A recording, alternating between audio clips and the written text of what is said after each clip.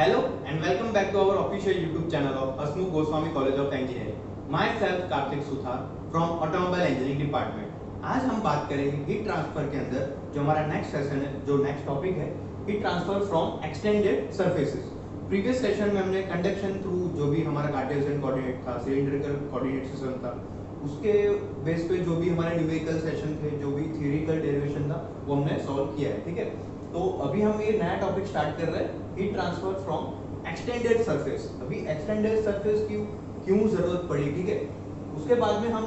जो हमारा governing differential equation है फिन के लिए, एक्सटेंडेड सरफेस के लिए, उसके बारे में हम पूरा आज सेशन में पूरा एक इक्वेशन डिराइव करने वाले हैं। ठीक है, तो सबसे पहले जान लेते हैं कि हमको पता है कि जैसे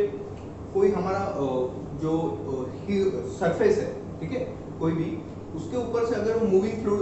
पास हो रहा है और उसकी वजह से हमको हीट ट्रांसफर जो रेट है हमारा, वो जो गिनना है, हमको कैलकुलेट करना है कन्वेक्शन की वजह से, तो उसका हमारे पास बेसिक फॉर्मूला ये है कि Q convection, heat transfer through convection. तो हमारे पास है H into A surface area और हमारे पास है टेम्परेचर डिफरेंस। ये आपको पता है, ठीक है, ये न्यूटन लॉ ऑफ कूलिंग के हिसाब से हम कन्वेक्शन का ये रूल अपने लॉ के हिसाब से फॉलो करते हैं। तो ये मेजरली तीन चीजों पे डिपेंड रहेगा। ठीक है, मान लो कि ये फ्लोर है, ठीक है, तो फ्लोर को मुझे ठंडा करना है, तो जब भी मैं मूविंग लिक्विड, मतलब मैं पानी डालूंगा, फिर जो भी कूलिंग एयर की वजह से वो ठंडा होने वाला है, ठीक है, तो जो भी हीट ट्रांसफर रेट है ये तीन पैरामीटर पे डिपेंड रहने वाला है। ठीक है, तो पहला है हमारा कन्वेक्शन कोफिशिएंट, ठीक है, दूसरा है सरफेस एरिया और तीसरा है हमारा टेम्परेचर डिफरेंस। तो अगर हमको ये रेट बढ़ाना है, ठीक है, कूलिंग फास्ट करना है हमको, तो तीन में से तीन पैरामीटर है, ठीक है, तो किस पे हमारा कंट्रोल है? मान लो कि ये H है, हीट ट्रांसफर कोफिशिएंट, तो उस पे हमारा कंट्रोल नहीं है। अगर मैं उसको बढ़ाना चाहता हूं तो मुझे क्या करना पड़ेगा, जो भी मैं फ्लूइड है मेरा, ठीक है, उसकी वेलोसिटी मुझे इंक्रीज करनी पड़ेगी। तो हर एक केस में ऐसा जरूरी नहीं है, जैसे कि मान लो कि अपनी रेडिएटर को मुझे ठंडा करना है कार में, ठीक है, तो अगर वो सॉल्यूशन नहीं है ना कि हर बार मैं अपनी कार स्पीड बढ़ाते जाऊं उसकी वजह से वो ठंडा हो, तो H हम हर एक केस में नहीं बढ़ा पाएंगे। ठीक है, दूसरा ये है हमारा टेम्परेचर डिफरेंस। तो टेम्परेचर डिफरेंस तो क्या करेगा, उस पर भी हमारा कंट्रोल नहीं है। जो भी फिक्स वैल्यूज दी होगी, आप जो भी रैंडम एम्बिएंट टेम्परेचर है, ठीक है, तो उस पे तो हमारा कंट्रोल है ही नहीं। तो हमारे पास एक ही ये पैरामीटर बचा है, सरफेस एरिया, जिसके ऊपर हम वर्कआउट कर सकते हैं। ठीक है, इसलिए हमने क्या किया कि भाई एक्सटेंडेड सरफेस, मान लो कि ये जो मेरा व्हाइट बोर्ड है, ये बॉयलर का वॉल का एक पोर्शन है, ठीक है, तो इधर से मुझे जो हीट लॉस है मेरा बढ़ाना है, तो मैंने क्या किया, एक एक्सटेंडेड सरफेस, मान इसका नाम हम देखें फिन, इसको हम फिन भी बोलेंगे, फिन्स।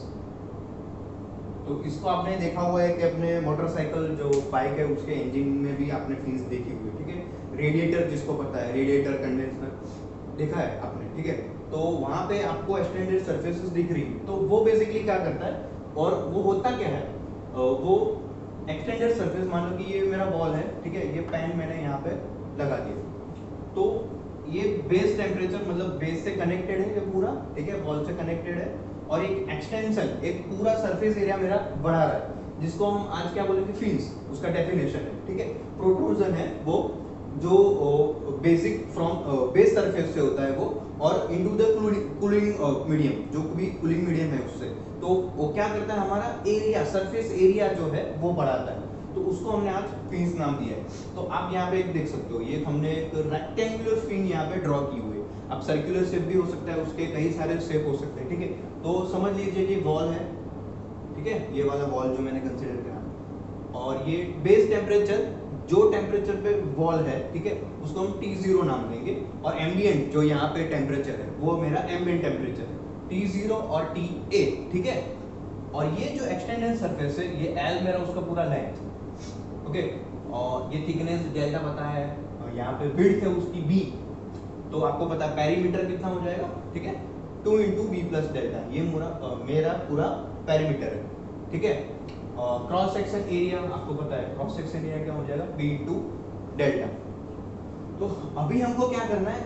ये गवर्निंग इक्वेशन एक पूरा डिराइव करना है। ठीक है, अगर मान लो कि ये सर्कुलर शेप होता है, ये अपने रेक्टेंगुलर दिखा है यहाँ पे, सर्कुलर शेप होता तो P मेरा क्या आ जाएगा पेरीमीटर पाई इंटू डी, ठीक है,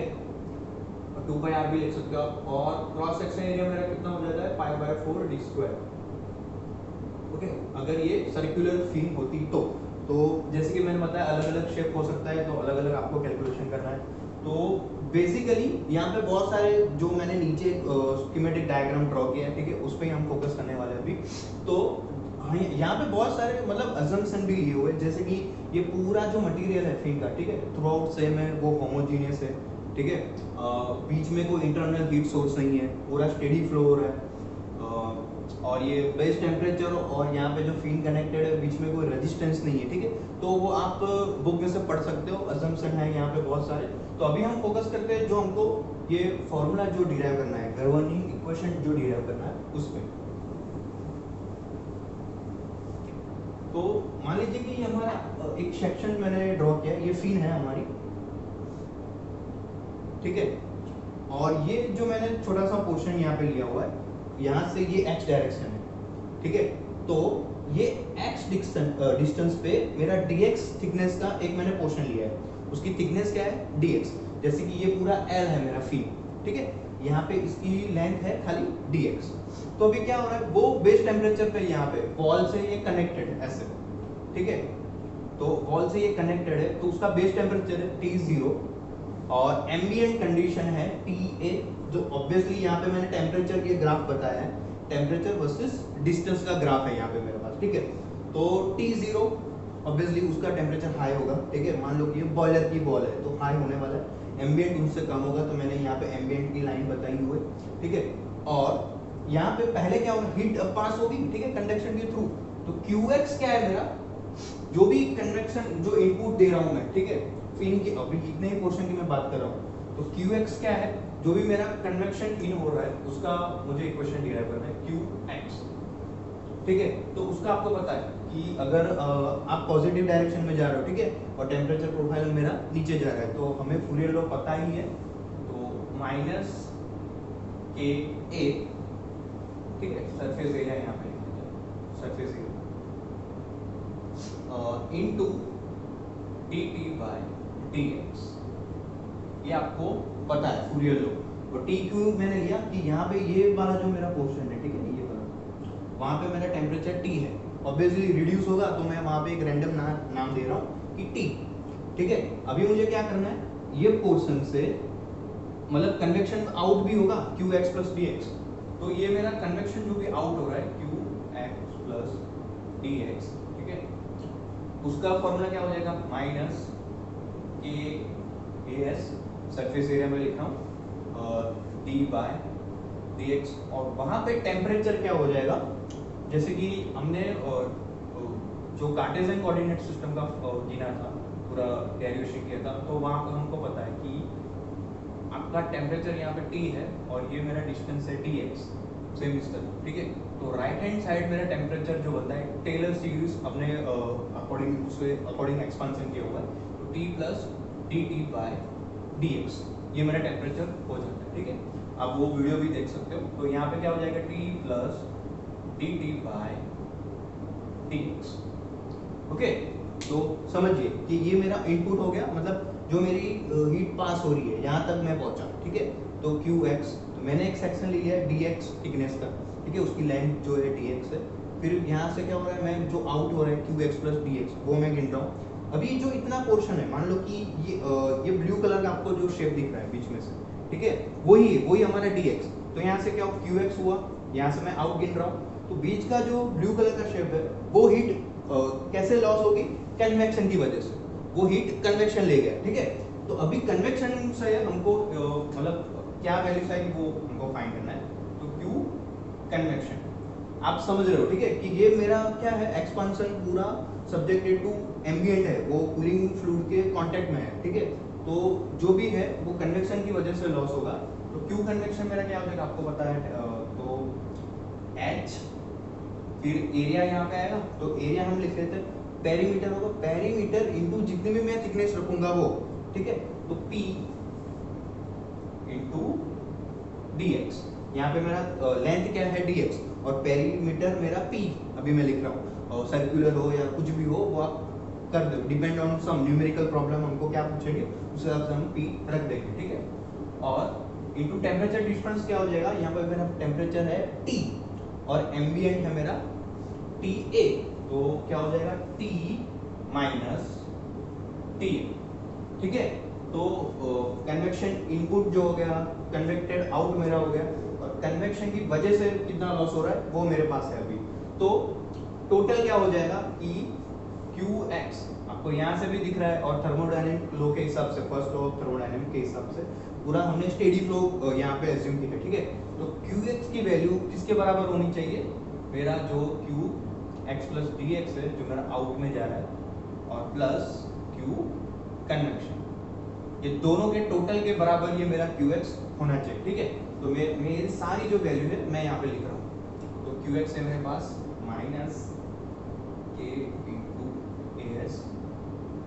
dt बाय dx, ठीक है, इज इक्वल टू मेरा ये वाला माइनस K इंटू AS, मैं क्या करूँ उधर मल्टीप्लाई कर रहा हूँ, तो dt बाय dx है, ठीक है। फिर से ये पूरा इसके साथ मल्टीप्लाई होगा, और ये सेकंड टाइम मेरा डिफरेंशिएशन होगा, मैं डायरेक्टली लिख देता हूँ माइनस K इंटू AS क्या हो जाएगा T square T upon dx square, ठीक है। मैंने मल्टीप्लाई करते हैं यहाँ पे, तो सेकंड टाइम मेरा डेरिवेटिव हो गया, ओके। और प्लस ये रहेगा मेरा h इंटू PDX, ठीक है, ये पूरा मेरा सरफेस एरिया जितना भी बनेगा आपका, और T माइनस TA, ओके। तो क्या हो जाएगा यहाँ से मेरे पास, ये तो मेरा चला जाए पूरा, दो साइड से हमें ये वाला और ये वाला क्वोशंट, ठीक है। और यहाँ से ओके, यहाँ पे अपने एक से गलती हुई है, जो यहाँ पे हमारा dx लिखना रह गया है, dx, ठीक है, जो भी यहाँ पे ये dx है, यहाँ पे जो भी डिफरेंस बन रहा है, ठीक है। तो यहाँ पे एक dx रहेगा मेरा, ओके। तो अभी क्या हम कॉमन निकाल सकते हैं यहाँ से, इसको अगर हमको अरेंजमेंट करके कर रहे हैं तो यहाँ पे भी dx है और यहाँ पे भी dx है, तो कॉमन निकाल के यहाँ पे 0 हो जाएगा। तो बचा क्या हमारे पास, अगर मैं उल्टा लिखता हूँ तो यहाँ से, तो T square T by dx square, यहाँ पे है k into X, k into X, और ये माइनस साइन है यहाँ पे, तो माइनस HP, ठीक है। dx तो मैंने कॉमन निकाल के तो निकाल दिया, और अंदर बचता है मेरे पास t minus t is equal to 0, okay. अभी क्या करते हैं, हमको ये इसका जो कोफिशिएंट है वो हम डिवाइड में ले जाते हैं, तो पूरा एक इक्वेशन हमारे पास बनेगा, बहुत इजी है, ठीक है। वहाँ से हम एक करेक्शन जो है dx हमको लिखना है, ये टेल यहाँ पे हम dx लिखना भूल गए थे, तो आप वो दिमाग में रखना, ठीक है। तो अभी क्या करते हैं, हम इसको और सिंप्लीफाई करते हैं कोफिशिएंट में, तो T square T by dx square, ठीक है। ये पूरा क्वेश्चन मैं यहाँ पे लिखता हूँ HP upon K into x, ठीक है। जो भी क्रॉस सेक्शन एरिया, तो इसको हम C लिख देते हैं यहाँ पे, ठीक है, क्योंकि क्रॉस सेक्शन एरिया होगा उसके हिसाब से वो जाएगा वहाँ पे, और T minus TA is equal to 0, okay. तो ये हमको अभी एक खाली उसमें कांस्टेंट लेना है, यहाँ पे हमारा डिराइव तो हो चुका है, अभी हम इसको इक्वेट करेंगे जो भी टेम्परेचर डिफरेंस है हमारा, ठीक है। तो अभी हम क्या बोलेंगे इसको, मान लो कि थीटा एक्स मैं यहाँ पे लिख देता हूँ, वो है मेरा टेम्परेचर डिफरेंस, ठीक है, कि Tx माइनस T, मतलब ये क्या हुआ कि कोई भी मतलब रैंडम मैं यहाँ पे हूँ, यहाँ पे कोई भी लेंथ पे मैं हूँ, ठीक है, तो वहाँ पे कोई भी टेम्परेचर होगा Tx, वो डिपेंड करेगा कि डिस्टेंस कितना है, ठीक है। तो मैंने क्या ले लिया T ऑफ x, मतलब वो डिस्टेंस का फंक्शन है, माइनस TA। अगर मैं इसको डिराइव करता हूँ, डेरिवेटिव करता हूँ ऑफ x के हिसाब से, तो d थीटा बाय dx क्या हो जाएगा, TA तो मेरा कांस्टेंट है, एम्बिएंट वो तो कभी चेंज होने वाला नहीं थे, तो इसका डेरिवेटिव 0, तो मेरे पास पद क्या आ जाएगा dt by dx। अगर इसका मैं सेकंड टाइम डेरिवेशन करता हूँ तो del square theta by dx square is equal to क्या हो जाएगा d square t by dx square. ठीक है, तो अभी हम ये जो है सेकंड ऑर्डर डिफरेंशियल इक्वेशन है, ये पूरा हम इक्वेट करते हैं, तो हमारे पास ये क्या हो जाएगा, ये थीटा है हमारे पास, ठीक है, और ये del square D square theta by dx square minus यहाँ पे मैं एक नाम दे रहा हूँ कोफिशिएंट का m, ठीक है, इनटू ये मेरा थीटा t माइनस t है, ठीक है, हमने अज्यूम किया है यहाँ पे इज इक्वल टू 0, सो यहाँ पे आएगा m स्क्वायर। ओके, तो ये मेरा एक कांस्टेंट है, ये सेकंड ऑर्डर डिफरेंशियल इक्वेशन है, उसके हिसाब से मैंने यहाँ पे डेरिवेशन लिया है।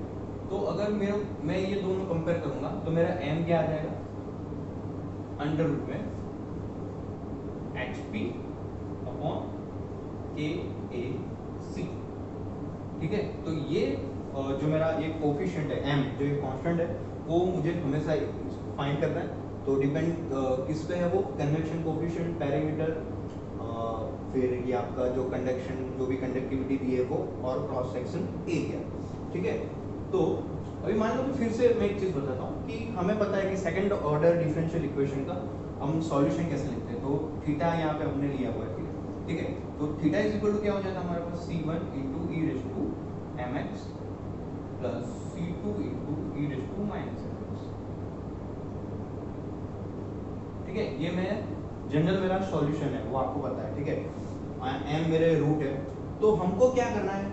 c1 और c2 की वैल्यू निकालनी है। जैसे कि हमने वो टेम्परेचर डिस्ट्रीब्यूशन वाला जो भी सेशन था, तो हमेशा हम क्या करते हैं, जो भी कांस्टेंट है हमारे c1 और c2 वो हम फाइंड करते हैं, जितने भी कांस्टेंट हो, ठीक है। तो सेम ये केस में हम क्या करेंगे कि c1 और c2 फाइंड करेंगे, क्योंकि हमारे पास फिन के और 3 केसेस है, ठीक है। उसमें पहला केस है कि मान लो कि फिन जो है मेरा इनफाइनाइट लेंथ है, ठीक है,